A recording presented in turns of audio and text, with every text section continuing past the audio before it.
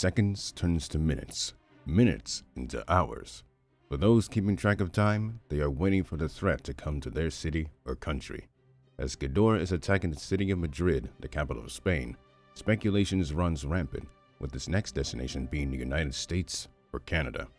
They are waiting for their ally, Japan, to make a response to this global threat. But internally, the arguments have gone on for hours.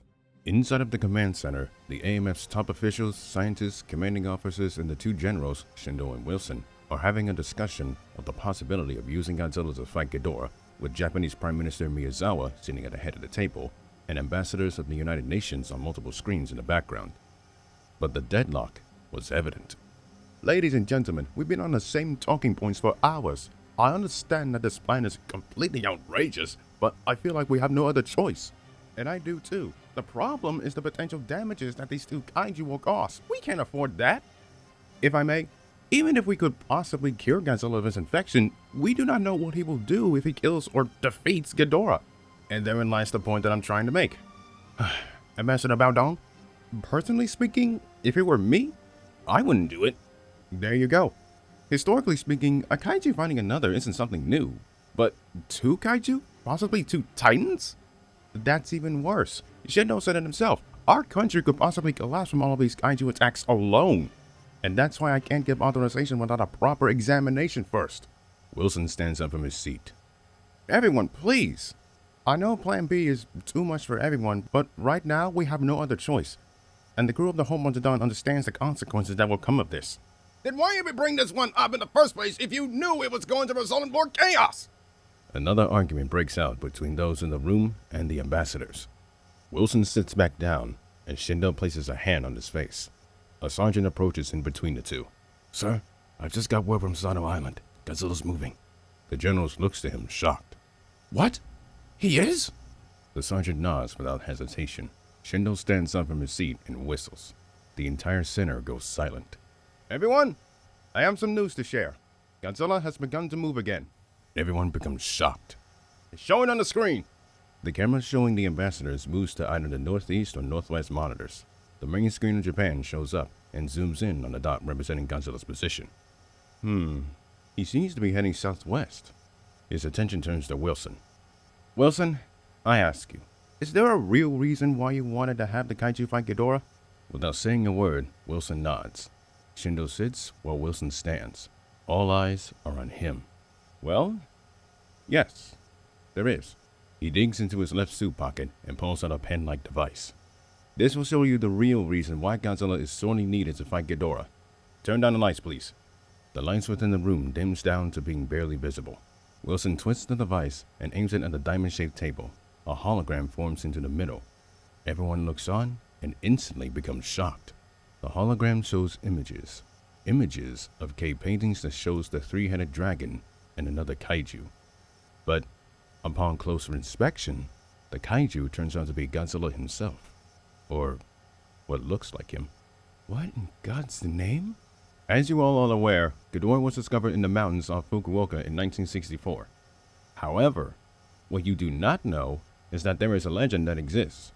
And I had received this info from an individual who was still alive in the future. Edward Anderson. A name that everyone knows. The original Dragonborn. He tells a story of a creature that fell from the stars.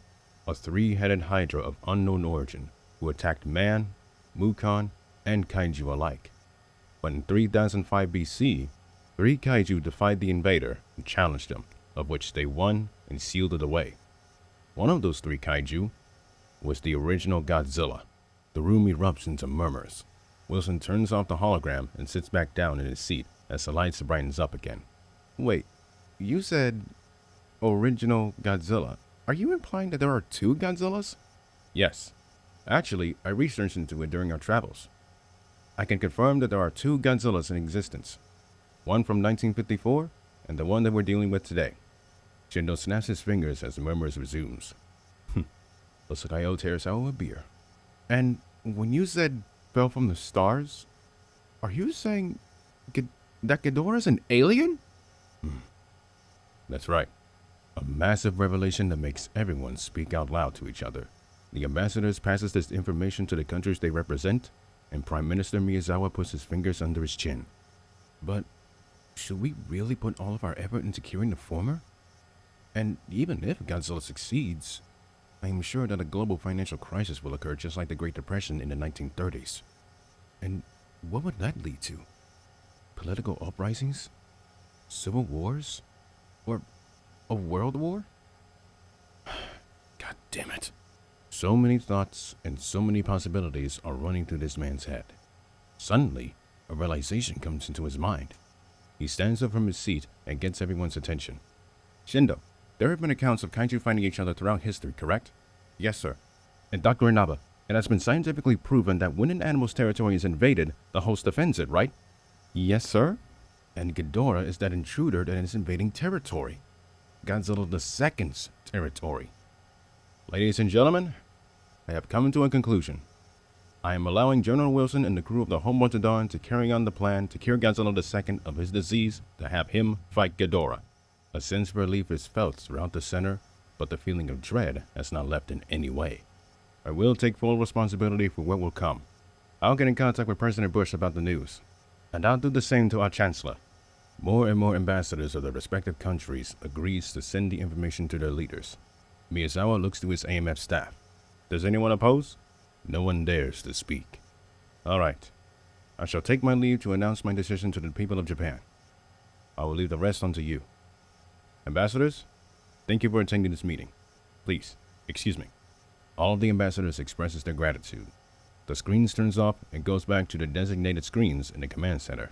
The Japanese Prime Minister puts the chair under the table and walks away. Shindo turns to everyone still seated. General Wilson, what's the status on the battle carrier? The repairs are fully complete. And do you have a plan on curing Godzilla of his infection? Last I checked, Japan does not own the possession of nuclear weapons. So, we brought back an atomic bomb with a yield of 15 kilotons. And with Godzilla II being in the water, the damages will be non-existent, aside from a contaminated area. Now, all we need is a place where Ghidorah cannot escape from. Why not Mount Mahara? But we already used Mahara for Godzilla II, and look how that turned out. What else is there? Fuji is still dormant, Mounts Aso and Sakurajima are too far south, and the other volcanoes are too small for that hulking size. I guess Mahara would have to do. Same tactics back in 1984 applies here. Place charges all over the crater, and wait for Ghidorah to get closer so we can trap it. Right, but there's a problem. Where will the kaiju be fighting? Kujo, without even knowing what they'll do, I can't even guess. Tuomori Nikata.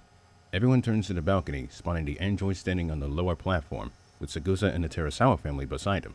Where have you been? Sorry, sir, but I had to get Miss Sagusa and Amelia over here. Surprisingly, Terasawa and his girlfriend wanted to come along.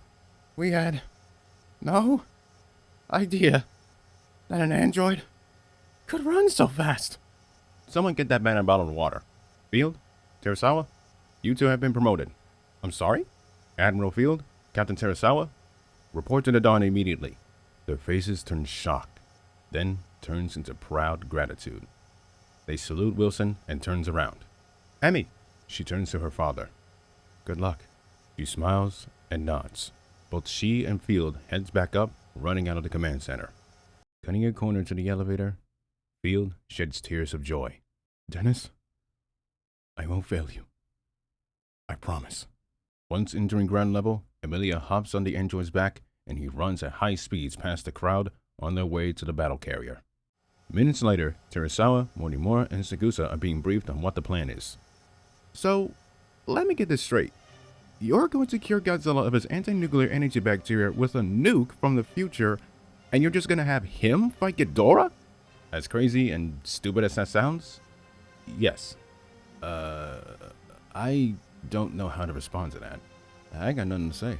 I'm at a loss for words myself. I'm guessing you're against the idea? Well, no. It's just, we didn't expect that. Also, Godzilla II, you owe me a beer. Yeah, when this is all over. So, now that everyone has been debriefed, what should we call this little operation? I don't know. Something like More of the Titans? You know what? That's actually a good name. Wait, what? I do like it. It gives off this Greek feel to it. Wait, hang on. I was joking. Even so, it's a good enough name as any. But, Okay, fine. Right then. We're all in agreement. However, before it can begin, Operation Trinity, the Curing of Godzilla II, will begin very shortly. And once that is done, Operation War of the Titans will begin. Dismissed.